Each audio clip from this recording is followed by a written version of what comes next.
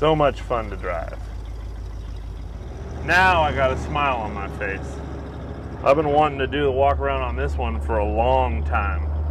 So my first Jeep was a flat fender 46 Willys that my Uncle Mike gave to me. And this is a 51 Willys Flat Fender. And it's kind of like how Jeeps used to be and how they should be. So super comfortable, just out for a nice drive, rolling in the flat fender.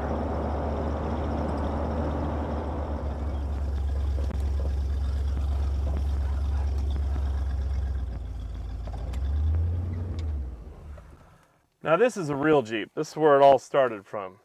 So 1951 flat fender, CJ3A, as you can see, came with air conditioning. That's always nice. Let me show you a little bit around of what we got going in here besides having a fat guy in a little coat, if you know what I mean. So they're not exactly built for big boys, but you know, you can make it happen. So first thing you do, tilt steering column. This one has a tilt steering column in it. And of course, center console, you got to lean your elbow on it. And inside the center console, you got your stereo hidden so it doesn't take away from the old school effect. Then you got your Cobra Trucker CB hidden in there as well. This Jeep has a Chevy 350 with Phytech fuel injection and a Turbo 400 to the kind of elusive, hard to find 1969 single stick Dana 18 transfer case. Pretty clean little roll cage. You can see we got our WFO speaker cans tucked in here in the front and the back. And the back seat's still comfortable enough to throw people in and cruise around for the weekend. So this Jeep is just done really clean, really simple. I mean, the gauges are cool. It's what everybody wants. So still has the factory gas tank under the seat, but on this round we decided to build a rear gas tank, move it to the rear, give it a little bit more fuel for this 350 because it sucks a little gas. And we left the stock tank and did a transfer pump from the stock tank into the back one, so you have a total of about 25 gallons of fuel, which is kind of cool. So let me get out and show you around a little bit. So first off, we will look underneath the hood of this beauty. So as you can see, everything's done just super clean. Chevy 350, it's got the ram's horn manifolds on it and Phytech fuel injection stuck underneath there. You can see some homemade wiring, but done nice and clean. The battery, the Odyssey battery, nice and small, is tucked right down here in the fender well with a shut-off switch on it. This Jeep does have a functioning heater on it. And of course, 12-volt conversion, power steering, the Saginaw power steering conversion just bolted to the frame rail up front.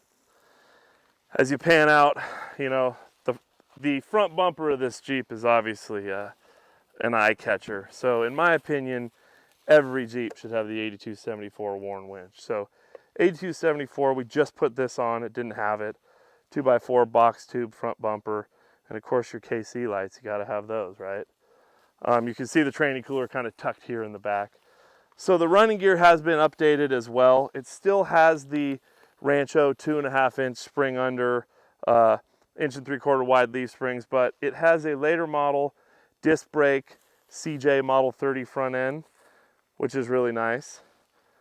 And then in the rear end, it has the 6970 offset Dana 44 rear end that has one-piece flanged axles from the factory. It's kind of hard to see it underneath there, but that's a really kind of a unicorn rear end to find with stock flanged axles, 30 spline offset.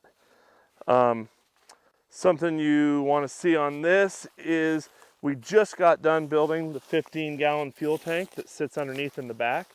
So the bottom of the tank is 1/4 inch for a skid plate, the rest is 1/8 inch. And we put an in-tank fuel pump and sending unit for the Phytech fuel injection.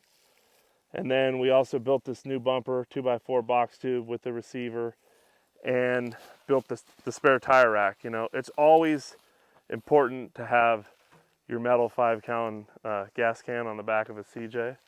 So we definitely put that back on. This tire rack actually swings down, not over. one of the cool things that when you're working on a flat fender, the first thing we do is put swing pedals on them usually.